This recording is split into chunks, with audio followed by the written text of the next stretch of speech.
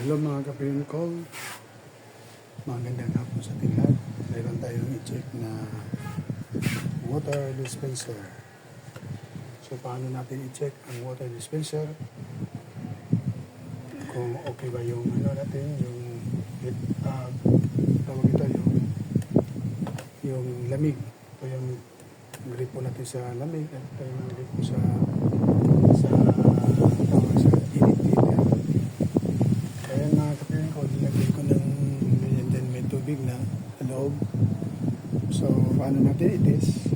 So bago pa natin isaksak, check muna natin yung switch niya, yung switch sa lamig at sa heater mga kapatid ko. So ang switch niya nandun sa loob. So madali lang pag-check mga kapatid ko. Ay gagamit tayo ng tester, climameter. Ito yung gagamitin natin mga kapatid ko. Madali lang mga kapatid ko. Ito yung service cord sa water dispenser. So yung dashboard natin sa yung black at saka yung dashboard natin yung pula, negative, positive. So wala problema, makabaliktad mga kapatid ko. So paano natin i-check? So ito yung dalawang switch sa cooling at saka heating. So iwan muna natin yung cooling kung okay ba. So makikita natin may reading siya ng ohms. Composition natin mga kapatid. Ayan. Excuse me. Ayan, may reading siya mga kapatid. 30.8 ohms. So okay yung switch natin kasi may reading siya. Pero mas malaman okay, so i-off natin. Yung isa naman yung switch sa heating. Ayan, may nakuha tayo ng reading mga kapatid ko, 108.5 ohms. So i-off natin. Katapos pandarin natin, saksak natin sa outlet. Excuse me mga people. Lubo ako. So ngayon, titesting natin. Maganda sana buksan natin para malaman natin ang dito ang reading sa sa heating kung ilan ang pera isang lalabas. So kuha tayo ng screwdriver mga kapatid ko. Buksan natin para tanggalin na natin para makakuha tayo ng reading. So malaman natin pag paandar na i-switch natin kasi may na mga kapatid ko, may tubig na nilagay ko ito. Ayan mga kapatid ko, may tubig na lagyan ko na. So nandiyan yung papasok na yung tubig sa ating heater niya, water tank. At saka yung isa naman, pero isang supply lang yun ng tubig, pero dito yung rotator natin sa loob dito sa gitna ng lagayan ng tubig. So nandiyan yung sa lalim, nandiyan yung evaporator. So buksan natin to para makuha natin ang amperahe. Kasi hindi natin malaman kasi may nakalagay dito ang amperahe sa ang cooling current niya is 0.67. So model is Yuki 005, voltage to 50 Hz. Refrigerant 134 ang refrigerant niya mga kapatid ko sa water dispenser. Heating power 550 watts, cooling power 85 watts. Cooling current is 0.67 amperes. So ayan mga kapatid ko, may diagram na mayroong natin. So temperature control sa heating and heat and cold. So ito yung diagram natin mga kapatid ko. Kung kita nyo, yan ang diagram natin. Yung spec niya. Ayan mga kapatid ko. So ngayon titanggalin natin itong dalawang screw para apat pala. Para buksan natin, maana natin yung amperahe niya sa compressor.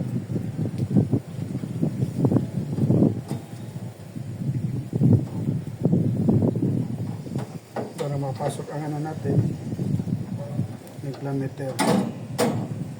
Para malaman rin natin kung wala ba siyang kulang ng refrigerant. Tama ba yung ampere, yung spec niya, ano niya.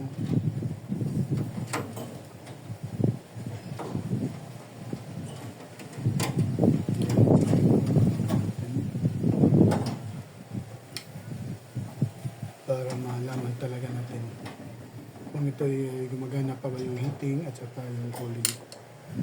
Madali ka mga kapyo, yun ko. Madali naman. Para malaman tayo sitting mo sa ano, sa pera at barahe. So may 2 amperes. Sa 2 amperes, maliit lang to. 167. So 2 amperes lang. Para malaman natin yung ito yung pala sa compressor. Ayan, yun to. Ayan, nakalakabit na. So, unahin natin paandar yung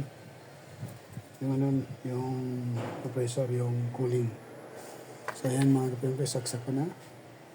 At bago mo yung saksak, kailangan naka-off talaga yung switch sa heat and cool. Yung mga kapatid cool, ayan, nakasaksak na. Iwan natin ang compressor. Ang andar ng mga kapatid cool. So, ayan is 0.61. 0.61. Manda na mga kapatid ko. Narinig niyo. Yan ang compressor natin. Tumutunog na siya. Yan. So, manda na natin yung compressor. So, ang ano niya is 0.53 pa. Hindi pa nakaabot sa cooling current 0.67. So, tataas pa yan kasi bago pa andar. So, matagal ito. May ari nito. Matagal na yan na nagamit. So, wala pang action na inainit.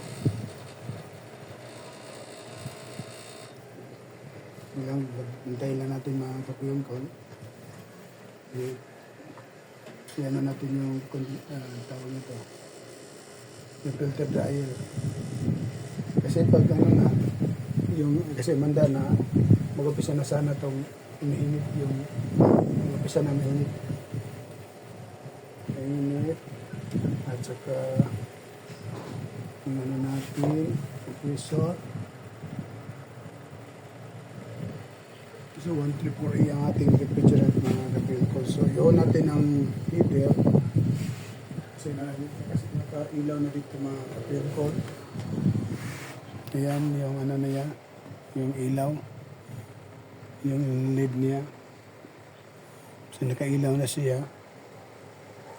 So andarin natin yung hot. Gumagana ba rin ang ating pan. So kung wala bang problema, so yun natin yung switch sa heating. Ayan mga kapingko, naka-on na. So ayan, naka-on na rin. Nakita niyo kapingko, so pula at saka yung lamig. So meaning, so hintayin natin mga kapingko, siguro mga 30 minutes to 1 hour. Makainit na siguro to, kung makalamig na. Na natin mamalaman na maayos ba yung natin yung water dispenser na to. So, ngayon hindi pa natin maalaman kasi bago pa. Wala pa ang lamig, ito mainit.